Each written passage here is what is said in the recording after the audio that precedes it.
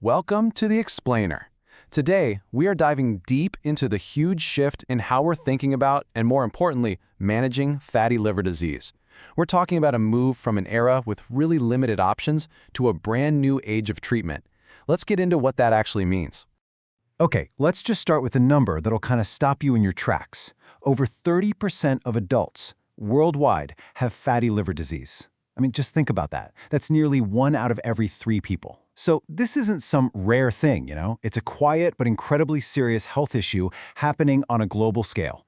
So you've probably heard of this condition before, but under a different name, NAFLD, which stood for non-alcoholic fatty liver disease. Well, that name is officially out. The condition is now called MASLD. And really, understanding this new name is the first big step to understanding the disease itself. Right, so here it is, metabolic dysfunction-associated steatotic liver disease. Yeah, it's a mouthful, I know, but every single one of those words is there for a reason. It totally reframes the condition, right? It's not just a liver problem anymore. It's the liver showing us what's going on with the body's overall metabolic health. And this wasn't just a simple name swap for the sake of it. This was a really deliberate move by medical experts all over the world. For one, it gets rid of the word alcoholic, which carried a lot of stigma.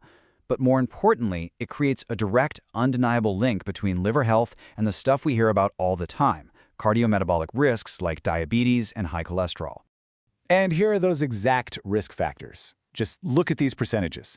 Up to 80% of people with obesity have MASLD. Up to 70% of folks with type 2 diabetes have it too.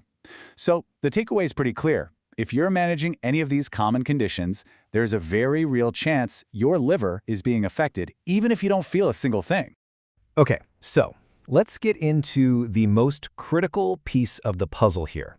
Because before we even touch on all the exciting new drugs, we have to talk about the foundation, right? The absolute cornerstone of all treatment for this, lifestyle.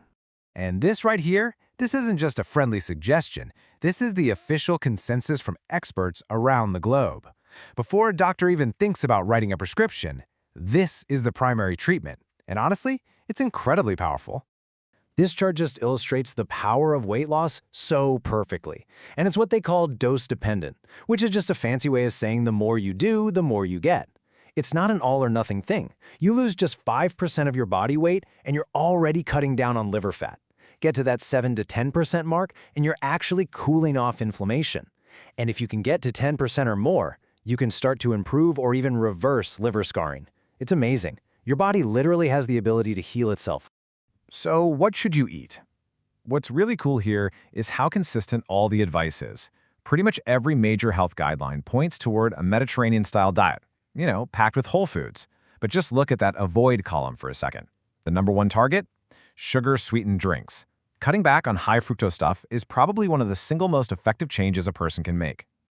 Now, when we talk about exercise, it's not a one-size-fits-all deal. Aerobic exercise, like a good brisk walk, is proven to cut liver fat even if the number on the scale doesn't move. But don't forget resistance training. Lifting weights is so important for building muscle, which helps your body's whole metabolic engine just run better. Honestly, the best plan is one that has a little bit of both.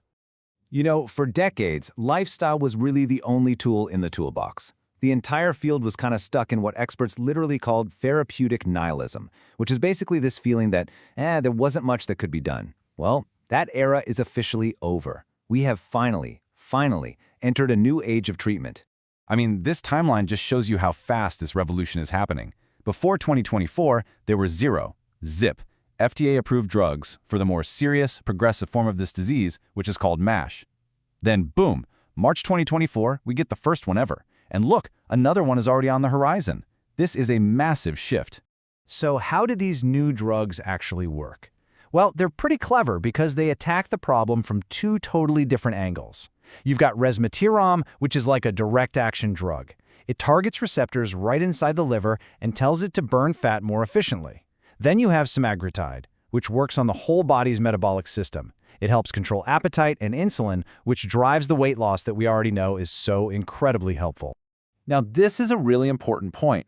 Who are these medications for, at least right now? They're approved for patients whose disease has already progressed to MASH, and that means you have both inflammation and significant liver scarring, what's called fibrosis. So for now, these are really for people who are at a more advanced stage of the disease. So what does all this actually mean for the future of managing fatty liver disease? How do we take these powerful new tools and combine them with everything we already know works so well? This right here is the main takeaway. These new therapies are an amazing step forward, but they are not a magic pill. They aren't a replacement for lifestyle changes.